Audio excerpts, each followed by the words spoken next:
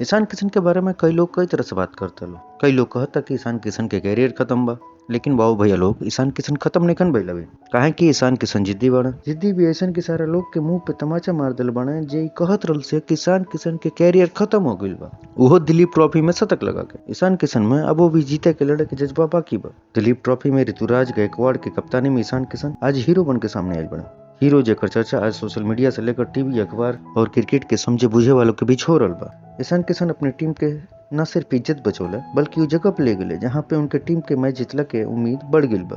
साथ ही साथ Indian team के सिलेक्टर लोग के भी कह दिला इतनी हमरी ओर भी ताक ली जान, कबले हमके नजरअंदाज करें जान। हमरे लगे भी टैलेंट बा।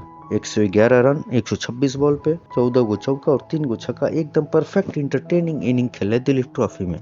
ठीक बा डाउनफॉल होला, लेकिन कमबैक ईशान किशन के जैसन होके के चाहिए। एकरा पहले बुच्ची बाबू में भी ईशान किशन शतक लगोले रहले, छक्का मार के मैच जितौले रहले, और अब दिलीप ट्रॉफी में भी शतक उनके कॉन्फिडेंस के साथ वे आसमान पर ले जाए। का लागत आप लोग के ईशान किशन के शतक सेलेक्टर लोग के ध्यान उनकी तरफ खींच पाई? वो आए वाला समय बताई।